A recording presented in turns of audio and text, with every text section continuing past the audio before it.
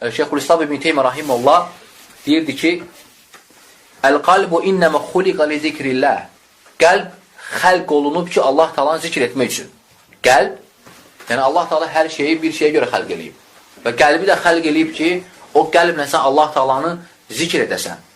Və buyurur ki, rahimehullah Şeyxülislam İbn Teymiyyə, "Qalə ba'dul hukama el-mutaqaddimin."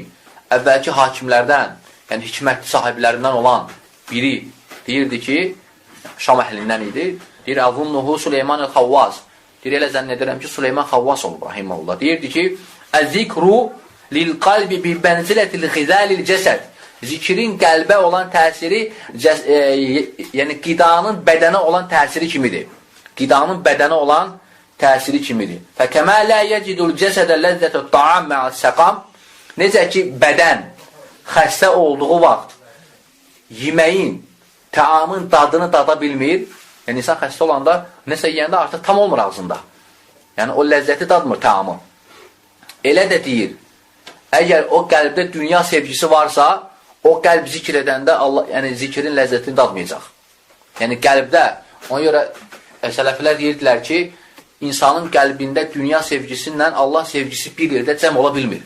İnsanın qəlbində dünya sevgisi ilə Allah sevgisi cəm ola bilmir. Ona görə Şeyxülislam İbn Teymiyyə rahimehullah buyurur ki, Süleyman el-Xavvas deyirdi ki, dünya sevgisi varsa insanın qəlbində, o qəlb zikr edəcək, lakin zikrin ləzzətini dadmayacaq.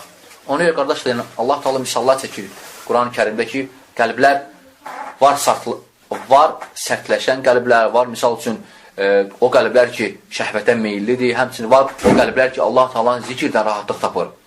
Ona görə insan qəlbini o hala gətirməlidir ki, o qəlb Allahla rahatlaşmalıdır. Yəni, Allah Taala'nı zikr etməklə rahatlıq tapmalıdır. Ona görə Allah Taala buyurur ki,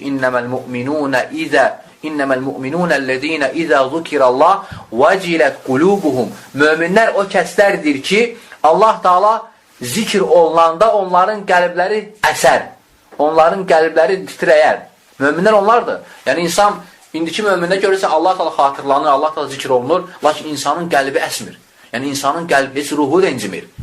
O haldadır. Yəni, artıq o qəlb meyid olan qəlbdir. İnsan qəlbini o qədər müalicə etməlidir ki, o qədər hazırlaşmalıdır ki, qəlb Allah Taala'nın adını eşidəndə, yəni və ya Allah Taala'nı zikr edəndə deyil, artıq qəlb oyaq olsun. Yəni, qəlb oyaq olsun və o zikrin ləzzətini datsın. Ona görə Allah Taala buyurur ki, "Əl-ləzīnə əmənu və tətma'innu qulubuhum bi zikrillah."